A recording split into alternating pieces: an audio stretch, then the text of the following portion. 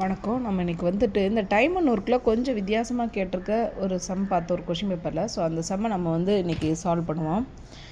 ஏ பியை விட 1/6 நேரத்தில் பாதி வேலை செய்கிறார். அவர்கள் ஒன்றாக சேர்ந்து ஒரு வேலையை 10 நாட்களில் முடிப்பர் எனில் பி மட்டும் அந்த வேலையை எத்தனை நாட்களில் முடிப்பார்? கேள்வி நல்லா பாருங்கள். ஏ பியை விட 1/6 நேரத்தில் பாதி வேலையை செஞ்சு முடிச்சிடார். இப்போ பி ஒரு எப்படி எடுத்துக்கலாம்? இப்போ பி ஒரு 60 நாள் செய்கிறாருன்னு வச்சுப்போம் ஒரு வேலையை.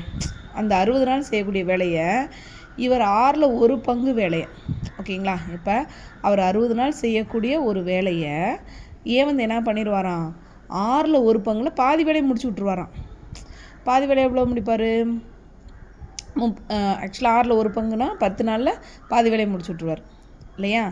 அதே முழு பங்கு வேலைனா 20 நாளில் அப்படியே டபுள் ஆக்கிறவர் அந்த முழு வேலையை முடிச்சிருவார். ஓகேவா? 1/6 நேரத்தில் 1/6 நேரத்தில் நேரம் அவங்க சொல்கிறாங்க. ஓகேவா? இப்போ இவர் 60 நாள் செய்யக்கூடிய ஒரு வேலையை 1/6 நேரம்னா 10 நாளில் முடிச்சிருவாராம். எவ்வளோ வேலையை? பாதி வேலையை. அப்போ முழு வேலையை முடிக்கிறதுக்கு எத்தனை நாள் முடிப்பார்? 20 நாள் எடுப்பாரா? அப்போ அவங்க 2 பேத்துக்கு டேஸ் பாருங்கள். 20:16 வரும். நம்ம சும்மா ஒரு சாம்பிளுக்கு தான் எடுத்தோம். 20:16 வரும். ஸோ இதை நீங்கள் சிம்பிளிஃபை பண்ணினா 1:3 வரும். ஓகேவா?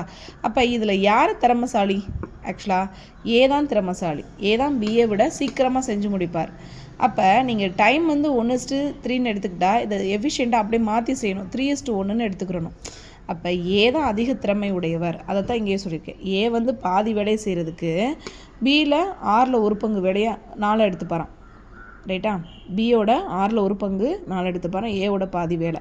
அது ஏ ஒரு முழு வேலையை முடிக்கிறார் அப்படின்னா பியிலேருந்து 2/6. ஓகேவா? அப்போ 1/3 வருமா?